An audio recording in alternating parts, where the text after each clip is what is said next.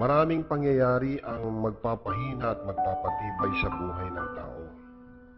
Mga pagsubok na mararanasan at alam kong tanging ang Diyos lamang ang iyong masasandalan. Nais kong simulan ang aking kwento.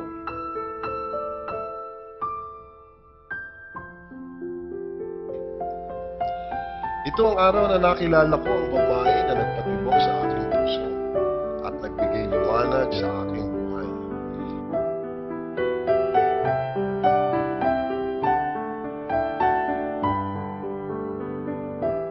Natatandaan ko pa nga, para nang mapasagot ko siya, ay sumulat ako at nagawa kong magpanggap na may cancer.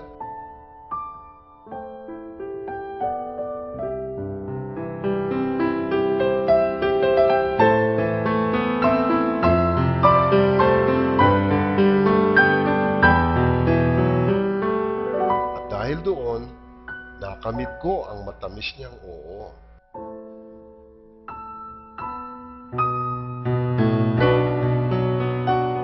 Hindi nagtagal, kinasal kami at nagbunga ang aming pagsasama.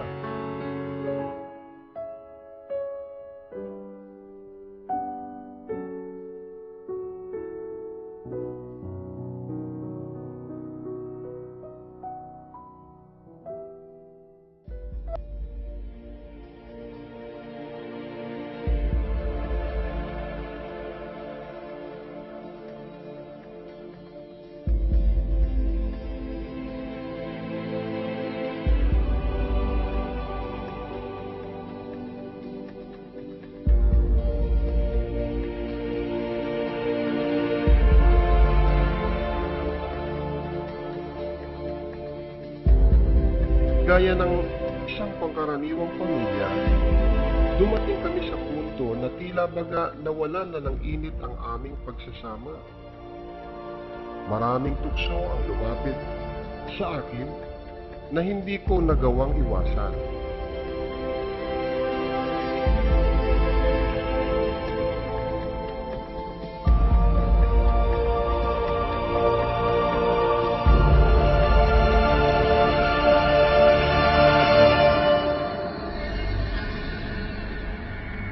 Malupit ang tadhana, sinungaling ang mundo.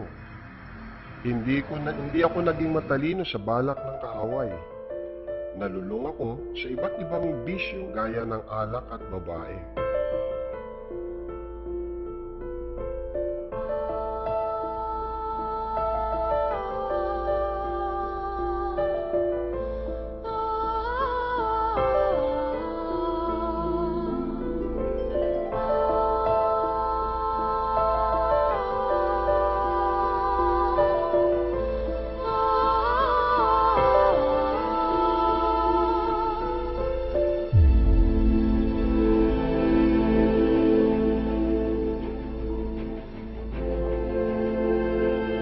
Hindi ang Diyos ang naging pundasyon ng aming pagsasama, kaya nasira ang aking pamilya.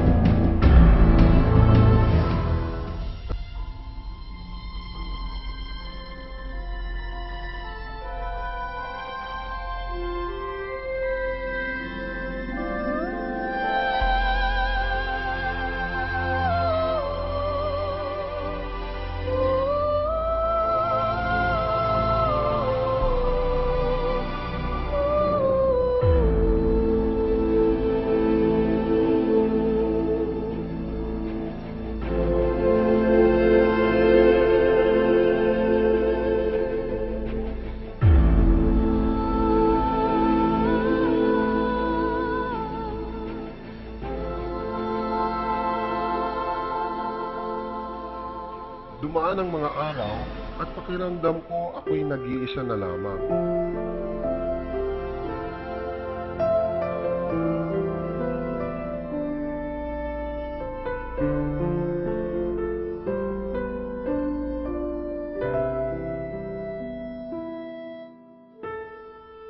Nagpasya akong umalis ng bansa upang makipagsapalaran doon. Dala ang pag-asa na isang araw maibabalik ko pa ang minsan kong nasira ang aking pamilya. Lumipas ang maraming taon, ginugol ko ang aking sarili sa pagtatrabaho at nabalitaan ko na lang na susunod ang aking panganay na lalaki.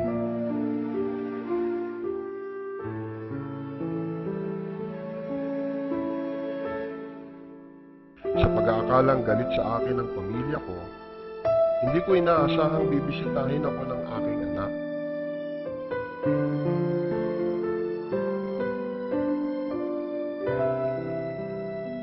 Noong araw na yon, napansin ko na tila may kakaiba sa kanya.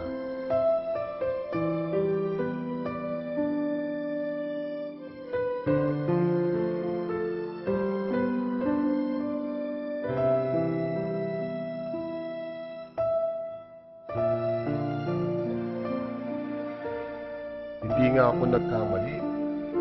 Inimbitahan niya ako na dumalo sa isang Bible study na noong una'y tinatanggihan ko pa.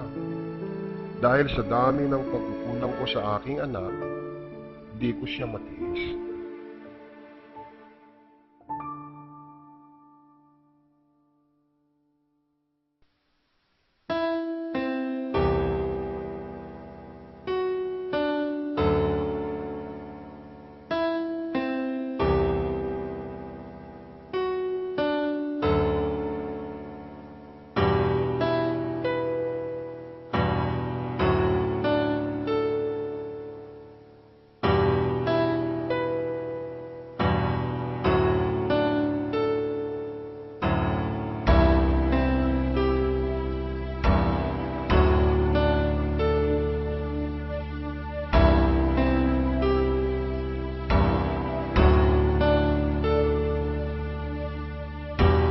Subukang makinig pero parang wala naman. Nailang ako sa kanila, hindi ko maintindihan ang ginagawa nila.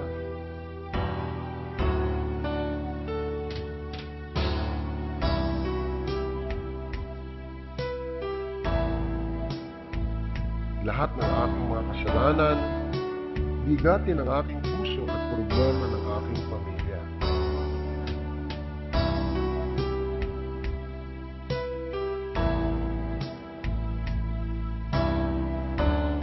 Lipas ang ilang buwan, nagpagamit ako sa ministeryo ng Panginoon sa pamamagitan ng musika.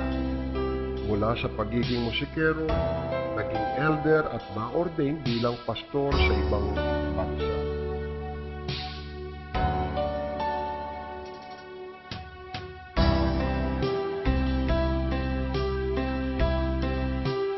Sa tulong ng ating Panginoon, nagkaroon ako ng lakas na loob na tumawag sa aking pamilya at ibalita sa kanila na ako'y isa ng Kristo. Hindi maipaliwanag ang ligayang nadarama ko nang makita ko ang aking anak at ang aking asawa nang ako ay dumating sa aming tahanan.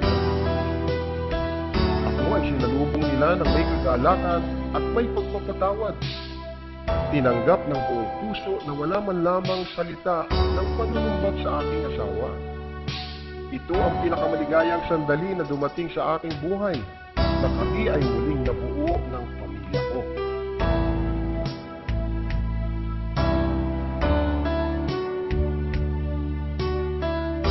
Ako at ang aking pamilya ay napabilang sa isang sangay ng simbahan at dito naglilingkod at gumaganap ng iba pang mga gawain ayon sa kalooban ng Panginoon.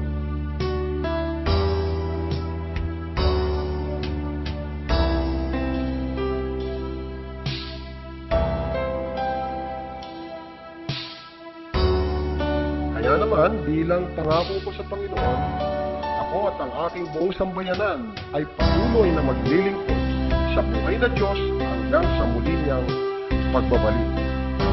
Purihin ang Diyos sa kanyang kaluwalhatian, karangalan, ngayon at magpakailanman. Hallelujah! Praise the Lord!